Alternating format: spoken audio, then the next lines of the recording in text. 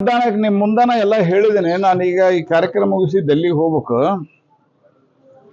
ಹಂಗಾಗಿ ಈ ಕಾರ್ಯಕ್ರಮಕ್ಕೆ ನಿಮ್ಗೆ ಆಹ್ವಾನ ಕೊಡ್ಲಿಕ್ಕೆ ಹೇಳಿತ್ತು. ಅವ್ರು ಹೇಳಿದಾರೆ, ಆದ್ರೂ ನೀವು ಬಂದಿದ್ದೀರಿ. ನೀವೆಲ್ಲ ನಮ್ಮ ಸಹೋದರರು, ನಿಮ್ಗೆ ಸ್ವಾಗತ. ನಮ್ಮ ಸ್ನೇಹಿತರು. ಅಡ್ಡ ಮತದಾನದ ಬಗ್ಗೆ ಪಾರ್ಟಿ ಬಹಳ ಗಂಭೀರವಾಗಿದೆ. ಇದ್ರ ಬಗ್ಗೆ ಎರಡನೇ ಪ್ರಶ್ನೆನೇ ಇಲ್ಲ. ಆದ್ರೆ ಈ ಆಣೆ ಪ್ರಮಾಣದ ಬಗ್ಗೆ ನಮ್ಮ ರಾಜ್ಯದ ಅಧ್ಯಕ್ಷರು ಬಹಳ ಮನನೊಂದು ಆ ಮಾತನ್ನ ಹೇಳಿದ್ದಾರೆ. ನಾನು ರಾಜ್ಯ ಅಧ್ಯಕ್ಷರಿಗೂ ಫೋನ್ ಮುಖಾಂತರ ವಿನಂತಿ ಮಾಡಿದ್ದೇನೆ. ಧರ್ಮಸ್ಥಳ ಒಂದು ಅತ್ಯಂತ ಪವಿತ್ರವಾದಂತಹ ಕ್ಷೇತ್ರ. ಧರ್ಮಸ್ಥಳ ಭಕ್ತರ ಒಂದು ಶ್ರದ್ಧಾ ಕೇಂದ್ರ. ಹಾಗಾಗಿ ನಾವು ಏನು ಫ್ಯಾಕ್ಟ್ ಫೈಂಡ್ ಔಟ್ ಮಾಡಲಿಕ್ಕೆ ಸಾಧ್ಯ ಅದ ಎಲ್ಲ ಫ್ಯಾಕ್ಟ್ ಫೈಂಡ್ ಔಟ್ ಅನ್ನು ಮಾಡಲಿಕ್ಕೆ ನೀವೇನು ಕಮಿಟಿ ಮಾಡಿರಿ ಮತ್ತು ಉಳಿದ ಪ್ರಮುಖ ನಾಯಕರು ಏನಿದ್ದಾರೆ ಅವರು ಪ್ರಯತ್ನವನ್ನು ಮಾಡಲಿ. ಇದು ಅಲ್ಲಿ ಕರೆದು ಆಣೆ ಪ್ರಮಾಣವನ್ನು ನಿಮ್ಮ ಮನಸ್ಸಿನ ನೋವು ನನಗೆ ಅರ್ಥ ಆಗತ್ತೆ. ಸ್ವಲ್ಪ ಅವರ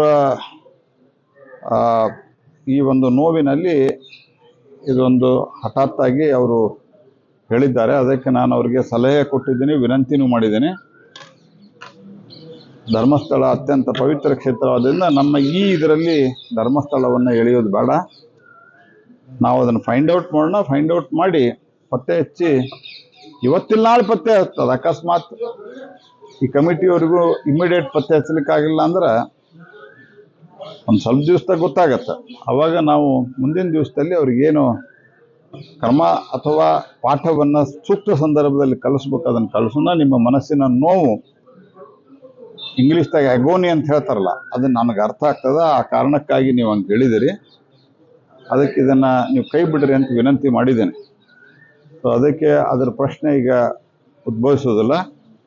ಅವರು ನೀವು ಹಿರಿಯರಾಗಿ ಸಲಹೆ ಕೊಟ್ಟರೆ ನಾನು ಅದನ್ನು ಸ್ವೀಕಾರ ಮಾಡ್ತೀನಿ ಅಂತ ಹೇಳಿದ್ದಾರೆ. ಹಿಂಗಾಗಿ ಅದು ವಿಷಯ ಈಗ ಚರ್ಚೆಗಿಲ್ಲ. ಈಗ ಸಿದ್ದರಾಮಯ್ಯ ಅವರು ಏನು ಹೇಳಿದ್ರೆ ಅಂದ್ರೆ RSS ಮತ್ತು ಬಿಜೆಪಿ ಅವರು ನಮ್ಮ ದೇಶವನ್ನು ಹಿಂದೂ ರಾಷ್ಟ್ರವನ್ನ ಮಾಡ್ಲಿಕ್ಕೆ ಹೊರಟಿದ್ದಾರೆ. ಬಟ್ ಮಾಡ್ಲಿಕ್ಕೆ ಆಗಲ್ಲ. ಅವರು RSS ಬಿಜೆಪಿ ಹಿಂದೂ ರಾಷ್ಟ್ರ ಮಾಡ್ಲಿಕ್ಕೆ ಹೊಂಟಿಲ್ಲ. ಸಿದ್ದರಾಮಯ್ಯನವ್ರಿಗೆ ಗೊತ್ತಿಲ್ಲ ಈ ದೇಶ ಹಿಂದೂ ರಾಷ್ಟ್ರ ಇದ್ದದ. ಈ ದೇಶ ಹಿಂದೂ ರಾಷ್ಟ್ರ ಇಲ್ಲ ಅಂತಂದಿದ್ರ ಈ ದೇಶದಾಗ ಪ್ರಜಾಪ್ರಭುತ್ವ ಇರ್ತಿರ್ಲಿಲ್ಲ. ನಮ್ಮ ಜೊತೆಗೇನ ಸ್ವತಂತ್ರ ಗಳಿಸಿಕೊಂಡಂಥ ಪಾಕಿಸ್ತಾನ, ಬಾಂಗ್ಲಾದೇಶ ಅಲ್ಲಿಯೂ ಕೂಡ ನಮ್ಮ ಜೊತೆಗಿದ್ದಾಗ ಯಾವುದೇ ತೊಂದರೆ ಇರಲಿಲ್ಲ. ಅಲ್ಲಿ ಹೋದ್ಮೇಲೆ ಏನಾಯ್ತು? ಯಾವ ದೇಶದೊಳಗ ಇಸ್ಲಾಮಿಕ್ ಶಕ್ತಿಗಳು 90% ಆಫ್ ದಿ ಜಗತ್ತಿನ ಯಾವುದೇ ದೇಶದೊಳಗ ಎಲ್ಲಿ ಇಸ್ಲಾಮಿಕ್ ಮತಾಂಧ ಶಕ್ತಿಗಳು ತಲೆ ಎತ್ತಾವ. ಕೆಲವು ಇಸ್ಲಾಮಿಕ್ ದೇಶಗಳಲ್ಲಿ ಅಲ್ಲಿಯೂ ಒಂದು ಒಳ್ಳೆ ಆಡಳಿತ ಇದೆ. ಆದರೆ ಮೆಜಾರಿಟಿ ಆಫ್ ಈ ಇದರಲ್ಲಿ ಈ ಫೆನೆಟಿಸಮ್ ಏನು ಬೆಳೆಸ್ತಾರೆ, ಎದಕ್ಕೆ ಬೆಳೆಸ್ತಾರೆ ಫೆನೆಟಿಸಮ್? ಈ ದೇಶ ಪ್ರಜಾಪ್ರಭುತ್ವ ಇರೋದು ಸಿದ್ದರಾಮಯ್ಯನವ್ರು ಅರ್ಥ ಮಾಡ್ಕೋಬೇಕು. ನಿಮ್ಮ ಮಗನಿಗೆ ಮಂತ್ರಿ ಮಾಡ್ಯಾರ, ಮುಖ್ಯಮಂತ್ರಿನೂ ಮಾಡಿಸ್ರಿ, ನೀವೇನು ನಮ್ದೇನು ಅದಕ್ಕೆ ತೊಂದರೆ ಇಲ್ಲ. ಆದರೆ ಇದನ್ನು ಹೇಳ್ಕೊಂಡು ರಾಜಕಾರಣ ಮಾಡೋದು ಬಂದ್ ಮಾಡ್ರಿ. ಇವತ್ತು ವೆಸ್ಟ್ ಬೆಂಗಾಲ್ದಲ್ಲಿ ಏನು ಸ್ಥಿತಿ ಆಗಿತ್ತು ಅನ್ನೋದು ಅವರಿಗೂ ಗೊತ್ತಿದೆ, ಅನೇಕರಿಗೂ ಗೊತ್ತಿದೆ.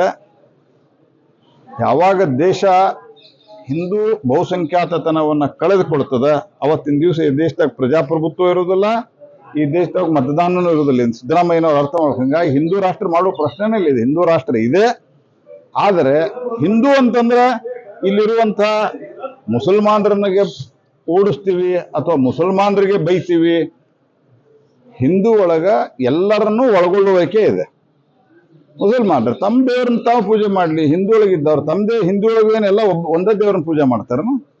ಹಿಂಗಾಗಿ ಈ ರೀತಿಯಾದಂಥ ತುಷ್ಟೀಕರಣದ ಸ್ಟೇಟ್ಮೆಂಟ್ಗಳಿಂದನೇ ಇವತ್ತು ಕಾಂಗ್ರೆಸ್ ಪಾರ್ಟಿ ಇಡೀ ದೇಶದವಾಗ ಹಾಳಾಗ್ಯದ. ಕರ್ನಾಟಕದಲ್ಲೇನೋ ಇವತ್ತೊಂದು ಕಳ್ಳಾಟ ಮಾಡಿ ಓಡ್ ತಗೊಂಡದಾಗ ಭಾಳ ದೊಡ್ಡ ಮಾತಾಡೋದು ಬೇಡ. 28ರಂಗೆ ನಿಮ್ಮ ಹಣೆ ಬರ ಗೊತ್ತಾಗತ್ತೆ. Thank you.